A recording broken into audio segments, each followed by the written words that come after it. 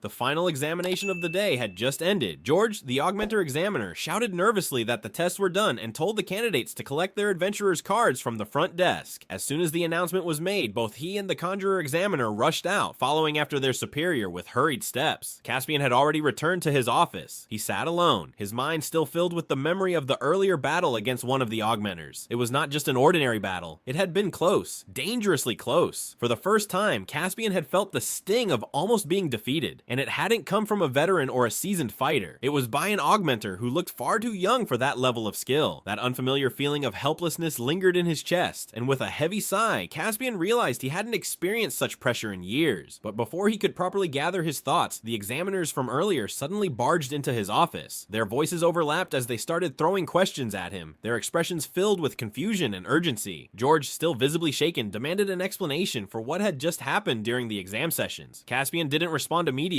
Instead, he told them to shut the door behind them before speaking further. They quickly obeyed and stood at attention, waiting for answers. Emily, the conjurer examiner, couldn't hold back. She pointed out that the number of B-class candidates that day had been unusually high, more than what they had seen in the past 4 months combined. George added that all 3 of those candidates looked like children, and one of them had even reached the light orange stage at just 11 years old. That was almost unheard of, especially for humans. But Caspian already knew the reason. He reminded them about an important event that had taken place half a year ago in Xyrus, the tournament held between the 3 races. Emily quickly recalled the memory, recognizing it as a major turning point. Then, Caspian revealed what most guild employees still didn't know. A few weeks ago, he had received a notification that the long-standing ban on elves and dwarves becoming licensed adventurers under Sapin had been lifted. That very day, some of the examinees who showed up were not ordinary. George, still trying to make sense of everything, asked if Caspian meant to say that all 3 of the powerful candidates from today were either elves or dwarves. The question hung in the air, but Caspian didn't respond immediately. Instead, he pulled out a folder from his desk, flipping through the pages and reading the details he had collected. The first name was Lucas Wykes. According to the file, Lucas was a half-elf who had been living in the human kingdom of Sapin. The details of his birth were not entirely clear, but Caspian suspected he had been born to an elf slave. That assumption was not far-fetched, especially given the reputation of House Wykes, a noble house long known for its unethical practices. The Wykes family had a dark history of using forbidden methods to breed stronger mages for their bloodline. Despite his background, Lucas stood out as a strange case. His affinity for flame magic was unusually strong, even though his elven heritage should have leaned toward other elements. He had awakened his powers at just 8 years old, an age that was early even by the standards of elven children. When normal training methods like beast cores and elixirs could no longer push him forward, his family made the decision to send him into real combat. That was why he had joined the adventurer program, to grow through life and death battles. Next came Elijah Knight. His origins were far more mysterious. The document stated only that he had been raised among dwarves since he was young. There was no information about who his parents were or where he had been born, but what was clear was that he had been sent from the kingdom of Darv as one of the first representatives to begin integrating with human society. Emily had raised a concern about why Elijah was placed directly into the B class without even taking the test. Caspian addressed that too. Elijah had only awakened a few months ago and had reached the dark red stage, which wasn't exceptionally high, but the fact that someone very powerful was sponsoring him left no room for doubt. Whoever backed Elijah had the authority to bypass normal procedures. Even Caspian couldn't question it. Still, Caspian admitted to being personally curious about Elijah's hidden abilities. Then came the masked augmenter, who had shocked them all during the examination. The boy had identified himself only as Note, but no records existed about someone with that name. Caspian was sure that this mysterious candidate wasn't from any known noble elf or dwarf family. He had checked. What intrigued him most was that Note had been sponsored by Miss Flamesworth. The name Flamesworth caught Emily's attention. She recalled it as the name of a prestigious house, one known for producing some of the kingdom's most powerful fire attribute mages. That explained Note's exceptional fire magic. George also realized the same. The skill the boy had shown wasn't ordinary, and now the reason behind it made sense. Caspian then reminded both George and Emily that the information he had just shared would eventually become public knowledge. However, until an official announcement was made, he expected them to keep everything they had heard strictly confidential. Both George and Emily nodded quickly, understanding the weight of what Caspian had shared. With a subtle gesture, Caspian dismissed them. As the door closed behind them, silence returned to the room, leaving Caspian alone with his thoughts. He leaned back in his chair, reflecting on everything that had happened that day. His mind kept returning to the masked augmenter. The fire magic used by that boy was different. It wasn't flashy or wild, but it was sharp, controlled, and efficient. Still, what truly set him apart wasn't the magic. George had made the mistake of focusing only on the flames. Caspian saw deeper. It was the swordplay that made Note truly dangerous. Even though Note's movements movements had seemed slightly unbalanced at times, as if he was still learning to control his body. It was the sign of someone growing into a strength even he didn't fully understand yet, and when that growth was complete, Caspian could only imagine how terrifying that young boy would become in the future. He looked out through the window of his office, his expression unreadable. With the ban now lifted, elves and dwarves could do more than just become adventurers. They would soon be welcomed as students as well. This single change would shift the entire balance of the continent. The next generation wouldn't be divided by race or restricted by outdated laws. The world was changing, and Caspian could feel it in his bones. Meanwhile, at the front of the guild hall, Arthur Leywin stood beside Jasmine. She had turned to him, asking if he was alright.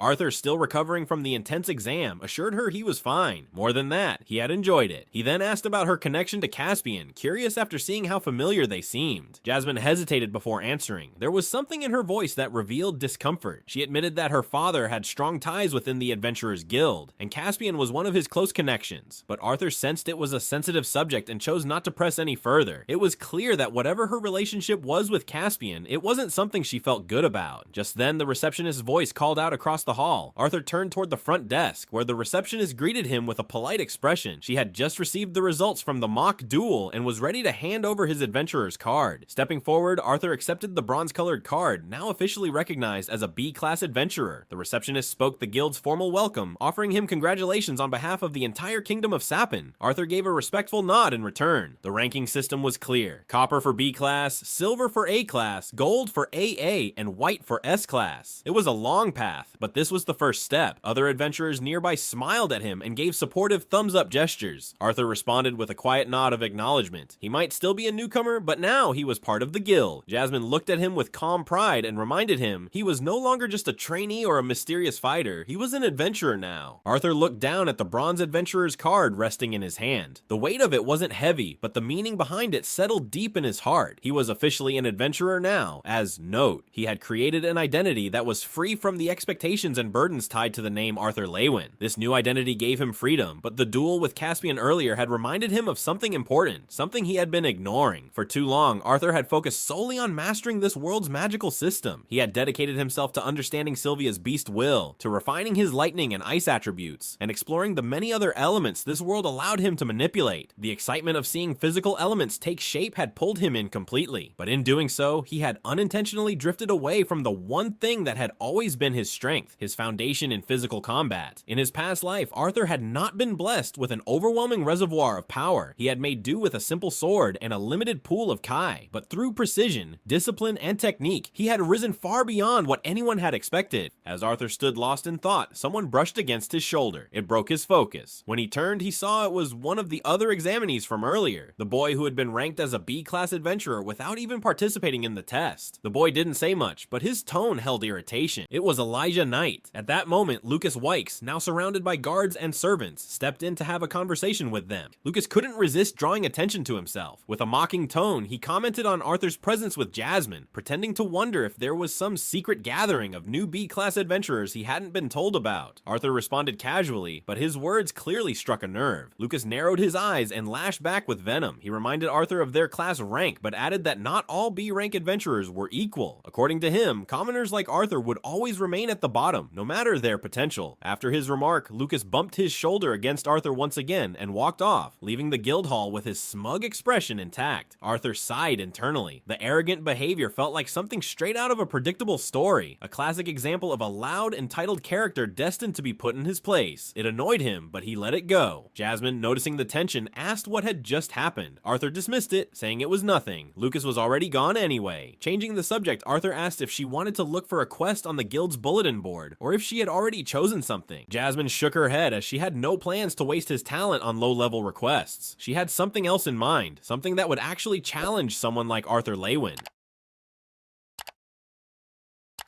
Xyrus, the floating city, had more teleportation gates than any other place in the kingdom. Because it hovered high above the ground, these gates were the only way to enter or leave the city. At one of these gates, the guard stopped them, reminding that travel to the Beast Glades required proper permits or licenses. Luckily, Jasmine had taken care of everything. Before heading out, Jasmine asked Arthur Leywin if he needed to pick up supplies. But Arthur had already packed what he needed, enough for an entire week. With everything ready, they stepped into the gate together. The moment they passed through, Arthur's senses were hit with a wave of change. The solid, clean floors of the city were replaced by the worn dirt path of the Beast Glades. The air was thick with the scent of earth and trees. Birdsong echoed in the distance, mixed with the occasional cry or roar of distant beasts. It was peaceful, almost too peaceful. But Arthur knew better. This beauty was deceptive. Hidden within the landscape were magical beasts powerful enough to end even experienced mages. They had arrived near an outpost at the base of the Grand Mountains, a relatively safe section of the Glades. Much of this zone had already been explored, making it a common spot for lower-class adventurers to train or gather ingredients for quests. Many of the beasts in this area produced useful substances in their scent glands, materials highly valued in potions and elixirs. Because of this, the area always had active missions for guild members. Just then, Sylvie, Arthur's bond, leapt off his head and darted into the woods. Startled, Arthur called out instinctively, but she didn't stop. Instead, Sylvie sent a feeling through their bond. Jasmine, noticing Sylvie's sudden dash, guessed the little dragon was eager to explore and absorb the mana in the area. Arthur wasn't worried. Even as Sylvie disappeared into the trees, he could still feel her presence through their bond, clear and strong. As they moved deeper into the Beast Glades, Jasmine explained that the area held much denser ambient mana than normal zones. Because of this, Arthur Leywin's bond with Sylvie would now stretch even farther, allowing their mental connection to remain strong even across greater distances. Arthur simply nodded in acknowledgement, keeping that detail in mind. Jasmine, not wasting any time, reminded him that their first destination would take the entire day to reach. The Beast Glades grew far more dangerous after nightfall, so they had to move quickly. With a breath, she summoned mana into her body. Wind magic surged around her, and she shot forward, disappearing into the distance with incredible speed. Arthur didn't hesitate. He activated his wind attribute, forming controlled gales beneath his feet to boost his movement, and followed her. Despite the difference in their stages, Jasmine being a dark yellow core and Arthur only at light red, he was able to keep up by continuously using mana rotation. That technique had become second nature to him, flowing through his body automatically now. As he dashed forward, his mind stayed partially focused on Sylvie. Even though she was far, their bond allowed him to sense her clearly. She was busy chasing small creatures, her excitement radiating back to him like a warm breeze. They traveled like that for hours. The terrain shifted as they ran. Dense woods, sloping hills, and patches of open meadow scattered between. The speed, the wind, the natural energy, it all felt alive. Jasmine glanced back, slightly surprised. She admitted she had expected him to fall behind or need rest, but he hadn't. The place where they stopped was a small clearing surrounded by trees, suitable for camping for the next few days. With a wave of her hand, Jasmine summoned a controlled flame to light up the surrounding woods. The fire burned calmly, keeping the cold away and casting warm light against the trees. Jasmine then asked about Sylvie, noting that the dragon hadn't returned yet. Arthur assured her that Sylvie was fine. Through their mental bond, he continued receiving small updates. Sylvie was still filled with excitement, happy to be out in nature after spending so much time confined indoors. Jasmine gave a soft nod. She understood that feeling. Spending too long in the city could be suffocating, especially for creatures deeply tied to mana like Sylvie. Out here, everything breathed freely, wild, unrestrained, and alive with energy. As night settled in and the flames flickered quietly, the forest around them softened. Crickets chirped, the wind rustled through the branches. Hours passed like that, and the silence between them grew comfortable. Then, after a while, Arthur spoke. His voice was quiet, breaking the stillness of the camp. He asked Jasmine what had made her choose the life of an adventurer. There was a pause. Jasmine didn't answer right away. The question hung in the air, and Arthur quickly began to regret asking. He wondered if he had touched a painful memory. Eventually, Jasmine responded in a low voice. She said she became an adventurer because she wanted to get away from her family. Arthur felt a pang of guilt. He hadn't expected that kind of answer. As the fire crackled gently in the stillness of the night, Jasmine finally opened up. Her voice was calm, but there was a heaviness beneath it, one Arthur Leywin hadn't heard from her before. She spoke of her family, the prestigious House Flamesworth, known across the kingdom for its legacy of powerful mages. Their role in the war against the elves had only strengthened their influence. The family prided itself on producing elite spellcasters, both augmenters and conjurers, almost all of them gifted in fire magic. To them, fire wasn't just an element, it was a symbol of strength, the most powerful of all. So when Jasmine awakened her mana core earlier than any of her siblings, her parents saw it as a sign. They believed she would become the strongest in their lineage. Their expectations soared, but everything changed when the tests revealed the truth. Despite her early awakening and natural potential, Jasmine had no affinity for the fire element. To a family that placed fire magic above all else, this was a disgrace. From that moment on, her parents treated her as someone lesser. She was no longer the proud daughter with unmatched promise. She became a disappointment. A sudden wave of frustration surged in Arthur's chest. He clenched his fists, thinking how ridiculous it all was. In this world, mages often built hierarchies based on elements. Fire was glorified and other affinities looked down upon, but Arthur knew better. No element was greater than another. Everything depended on how a mage used their power. It was an unfair system, and Jasmine had suffered for for being born outside of it. Jasmine noticed his anger and, to Arthur's surprise, burst out laughing. It wasn't mockery, it was genuine. She found it unexpected that someone as calm and controlled as Arthur would react so passionately. Her laughter broke the tension in the air, but even in that moment of levity, the sadness behind her story remained. Arthur reflected quietly. In his past life, his greatest struggle had been the weakness of his ki pool, similar to a monocore in this world. Despite that, he had climbed his way to the top with discipline and technique. And now, here in Dicathen, Jasmine had a dark yellow core at only 24 years old. Her power was undeniable, and yet because she lacked one specific affinity, her family had cast her aside. It wasn't just unfair, it was tragic. Jasmine spoke again, accepting the reality of her situation. Whether it was augmenters versus conjurers, or which element was better, people always found ways to look down on others. It was human nature. She had accepted that long ago, but she added with a faint smile that the Twin Horns, her adventurer group, had treated her well. That small comfort seemed to hold meaning for her. As she smiled, laughing gently beneath the dark sky, Arthur saw something more. Behind her usual strength and sharp attitude, behind her confident movements and calm tone, Jasmine looked vulnerable in a way he hadn't seen before. Jasmine picked up a small, burned wooden branch from the dying fire. Arthur Leywin reached out to take it from her, but Jasmine swiftly pushed him back. He stumbled slightly, amused by her reaction. With a flick of his fingers, Arthur used his water magic to blow away the remaining embers and tangled wire from the branch. The wind he summoned also extinguished the last bit of fire still clinging to the ashes. They set up their sleeping bags just a few feet from the fire, close enough to stay warm without getting caught in the smoke. As they settled into the quiet of the forest, the only sound was the soft crackling of the newly lit flame. Jasmine then broke the silence. Her voice, normally firm, now carried a hint of hesitation. She admitted that, looking back, she may have pressured Arthur into choosing her as his guardian. She wasn't the most cheerful or social member of the Twin Horns, and certainly not the most experienced. She wondered aloud if it had really been fair to make that decision without asking Arthur's opinion first. Arthur let out a small laugh, catching her off guard. A sudden gust of wind brushed his face, and he knew it was her subtle way of telling him not to push too far. Despite her usual serious demeanor, Jasmine had moments of sensitivity that she rarely allowed to show. Arthur reassured her with a smile, saying he was genuinely glad she had volunteered. Jasmine wasn't afraid to correct him or challenge him when needed. That honesty was rare, and Arthur valued it more than anything. He knew himself well, his tendencies to overdo things, to take risks. He needed someone like her beside him, but even with the comfort between them growing, he reminded her they should get some sleep. Jasmine looked at him thoughtfully. She admitted that talking to Arthur never felt like talking to a child. There was a depth in him that defied his age. But as she waited for his response, Arthur gave none. He had closed his eyes, pretending to sleep, hoping to avoid a reply. He didn't want to talk about why he seemed older than he was. Not yet. Eventually, Jasmine assumed he had dozed off. She said nothing more. Time passed and morning broke through the trees. Birds chirped in the distance and soft light filtered into the clearing. Arthur lay on his back, half awake, feeling something heavy on his chest. Thinking it was Sylvie, he groggily reached up to move her aside, but as his eyes blinked open, he found himself face to face with a strange-looking magic beast crouched directly on top of him. Startled, Arthur let out a sharp yell. The creature leapt off his chest and scrambled away into the woods. By the time Arthur fully woke up and crawled out of his sleeping bag, Jasmine was already up and cooking. A few skewered fish were grilling over the fire, the smell drifting into the cool morning air. Arthur's stomach growled as he took in the sight. He hadn't eaten since the previous afternoon. He approached the fire and greeted Jasmine, offering to help with the chores, but she calmly explained that she had tried waking him up earlier. He just wouldn't move. Arthur apologized, admitting that he had a bad habit of sleeping through anything. With the food nearly ready, Jasmine motioned for him to eat and also reminded him to check if Sylvie would be joining them for breakfast. Arthur closed his eyes and focused his thoughts through the bond he shared with Sylvie. He called out to her mentally, offering food as an incentive, but what he sensed next made him grimace. Sylvie was already busy, tearing into a freshly caught magic beast, enjoying her own raw breakfast. Arthur shook his head and let out a sigh. Sylvie was clearly fine, a bit too fine. Once refreshed, he strapped on his swords and pulled his mask over his face, ready for what he assumed would be a day of hunting mana beasts. But Jasmine had other plans. She stopped him before he could move too far. Her eyes were calm but focused. This wasn't a mission. She had brought Arthur here for something else, something important. She wanted to spar with him. At first, Arthur was surprised. He hadn't expected this, but Jasmine had been observing him closely. She had noticed that something felt off in his fighting style. His movements looked like he knew what to do, but his body didn't always follow. It was exactly the doubt Arthur had been carrying since his duel with Caspian. Jasmine explained that before they took on any serious dungeon runs or high-risk missions, she needed to understand his physical limits. She instructed him to limit his mana usage. He could only use it to dull the blade, not to enhance himself. This was going to be a test of raw skill. Arthur agreed. It was a good opportunity to face the truth about his own condition. As he unsheathed his short sword, Jasmine's eyes shifted to the other weapon on his back. She told him to use that one instead, Dawn's Ballad. Arthur hesitated, surprised that she knew it was a sword. He hadn't hidden it, but he hadn't explained it either. Jasmine simply shrugged. Knowing Arthur, she guessed it was more than just a walking cane. Without arguing, Arthur nodded. He tossed his short sword aside and drew Dawn's Ballad. The blade emerged from its scabbard silently, gleaming in the morning sun with a pale, glowing teal light. It was beautiful and strange. Unlike any normal weapon, he stepped into position, sword raised, body still. Jasmine stared at the blade with a moment of hesitation, but she readied herself. Arthur moved first. He lunged forward without enhancing his body, relying purely on technique. Jasmine immediately shifted back and countered. She swung both of her daggers in a wide arc, deflecting the strike and forcing Arthur's blade downward into the dirt. Arthur stepped forward to keep balance, but Jasmine was already following up. Her daggers came down swiftly in a precise overhead slash. Arthur yanked his sword from the ground and twisted his body just in time to avoid the attack. The dagger sliced through air, grazing his loose shirt. He used the opening to kick her arm away and create space between them. They continued exchanging blows, attacking and defending in rapid succession. Jasmine was quick, efficient, and perfectly balanced.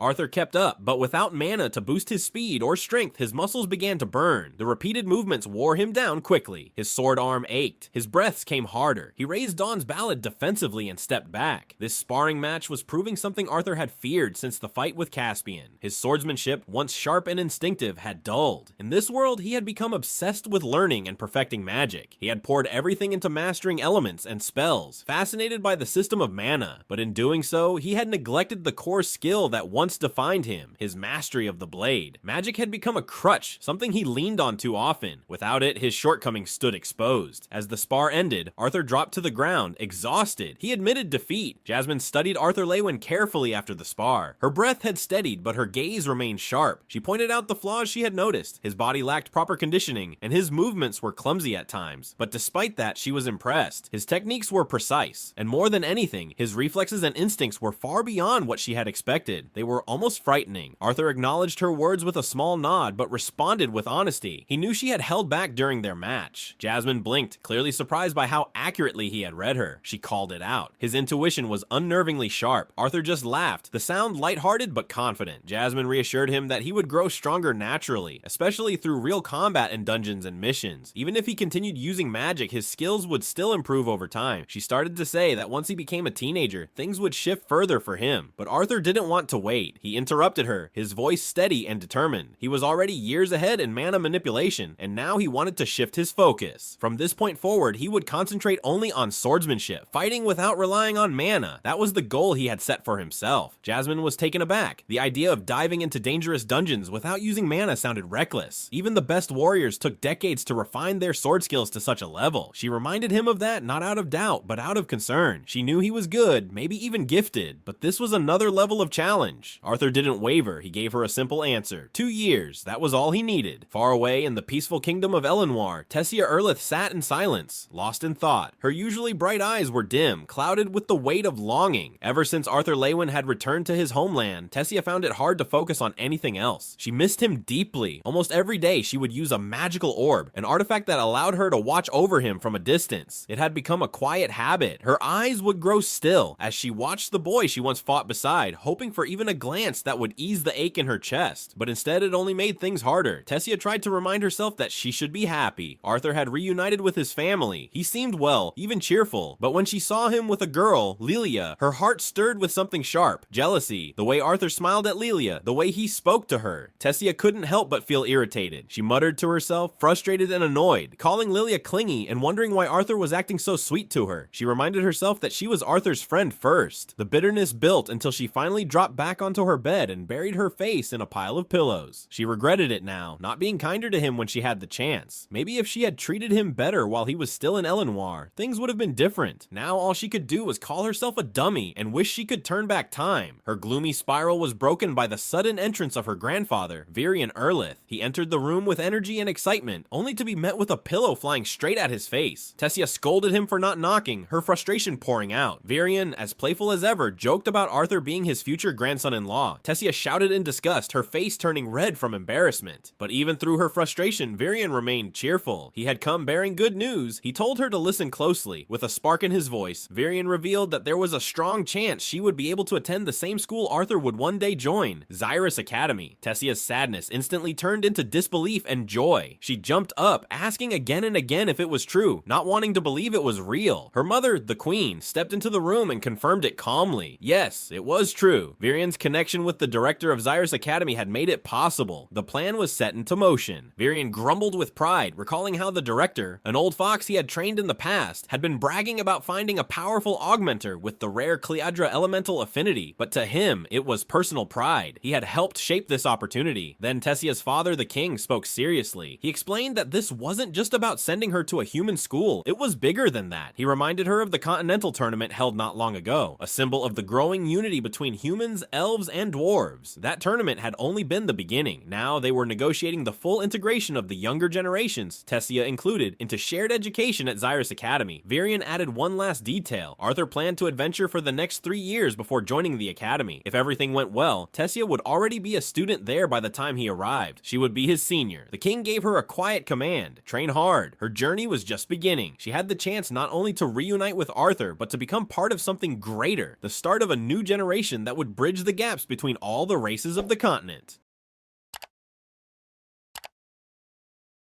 2 years had passed. Life continued. The world moved on, but change was quietly reshaping the continent. Inside the Dragonspine Inn, the atmosphere was alive with noise. Murmurs and shouts filled the tavern hall as adventurers laughed and clinked their mugs together. The smell of fresh beer and grilled meat floated in the air. Conversations echoed through the walls, thick with excitement, gossip, and drunken cheer. But not everyone was lost in the joy of drink. In one corner of the tavern, Kagul sat with a few others, their voices lower but charged with tension. Kagul leaned in, eyes sharp with curiosity, whispering a name that had been surfacing everywhere lately: the Masked Swordsman. Others around him reacted immediately. A burly man beside him scoffed at the name, brushing it off as a fantasy. Another man, skinny with his hair tied up, eagerly joined their table. He claimed to know someone who had adventured with the masked figure. According to him, this swordsman traveled with Jasmine, and despite being young and short, he was unmistakable in battle. One of the older adventurers, Turman, barked in frustration. He hated the rumors. Stories of the Masked Swordsman clearing dungeons